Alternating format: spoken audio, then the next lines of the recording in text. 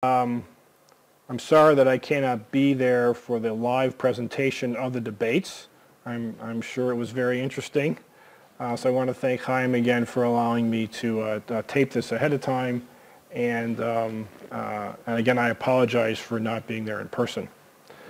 So I'm going to talk about the role for surgery after complete response to neoadjuvant therapy. And as we all know, going into this, that is the standard of care, is that patients should continue to have surgery after having a complete response to neoadjuvant therapy. Probably not much value in rehashing all the data that was presented, but more talk about concepts and future goals. So let's quickly review the benefits of neoadjuvant approach for advanced local regional operable breast cancer.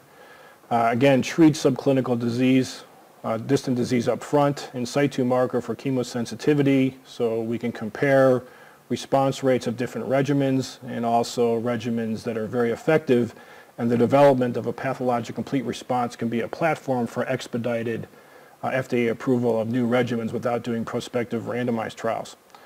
The non-responders can be spared additional toxicity or offered alternative therapy. Responders may be offered breast conservation therapy, and as we just talked about on my previous talk, possibly less axillary surgery for the node-positive patients. Pathologic complete response is proven to have improved survival compared to patients who don't achieve a complete pathologic response. So the question is, can we avoid surgery in patients with a complete response? Well, there's a lot of unresolved issues in this particular situation, but it's a very interesting intellectual discussion, and I congratulate the organizers of the conference to actually use this as a topic for debate. So the unresolved issues is that clinical response does not equal pathologic complete response. There are under and overestimates. Both of them exist. So sometimes you think there's a complete clinical response or complete pathologic response based on the clinical evaluation, but there's not. And sometimes you don't think that there's a complete response clinically, but there's a complete pathologic response. And we see this on both sides. So basically, complete clinical response is not a predictor, not a very good predictor of pathologic complete response. Radiologic imaging, these studies are unreliable also for the presence or prediction of a pathologic complete response. If we do tissue biopsies, that's fraught with sampling errors. There are inconsistencies existing in how surgical specimens are processed to determine what a complete pathologic response actually is. There's an interesting working group in Europe that put together guidelines for how the specimen should be evaluated to determine what a complete pathologic response is.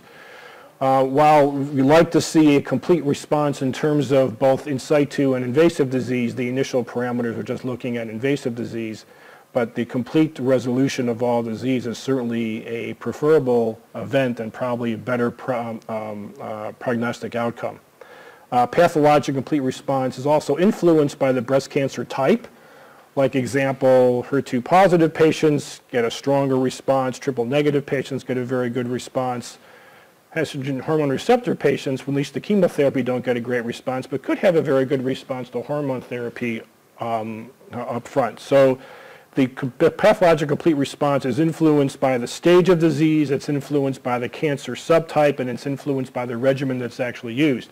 So it's kind of a hodgepodge of what influences complete pathologic response.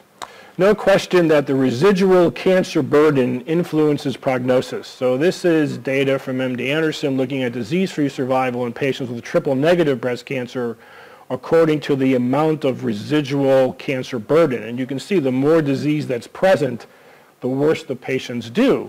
But triple negative patients can actually do pretty well if they have very little remaining viable tumor. But you can see on the top, even the patients who have a complete pathologic response, some of them still die.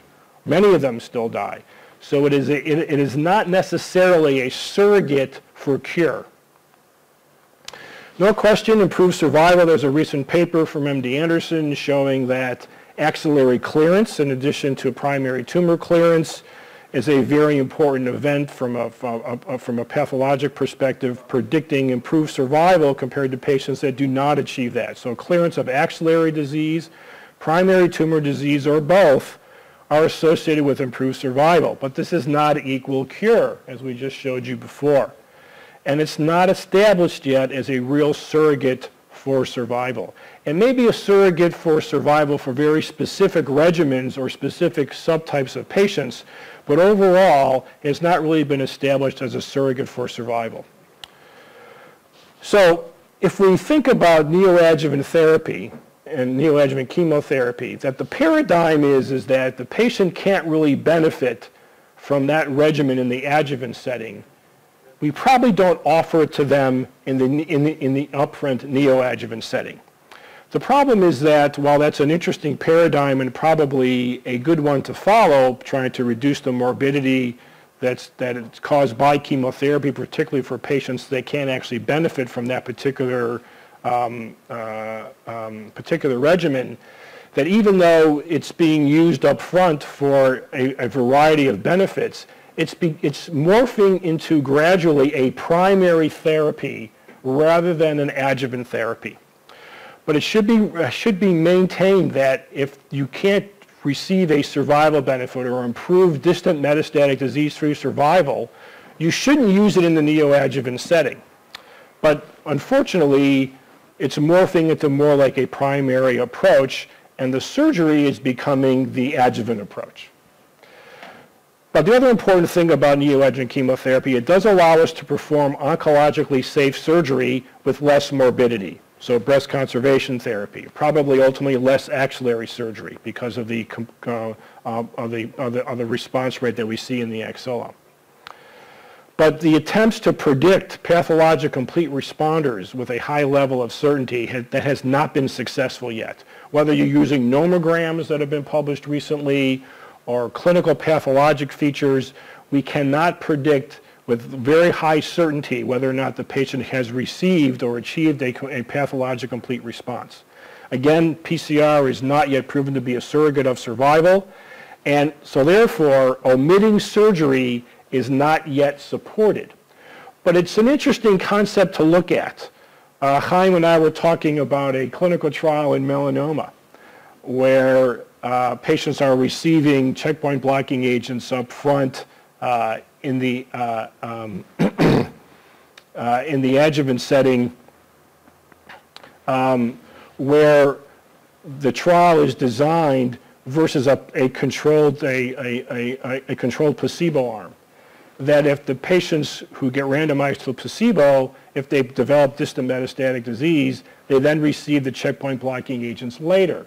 So treat me now or treat me later, right? So that's an interesting concept. They're trying to get away from adjuvant therapy per se and only treat the patients who need to be treated.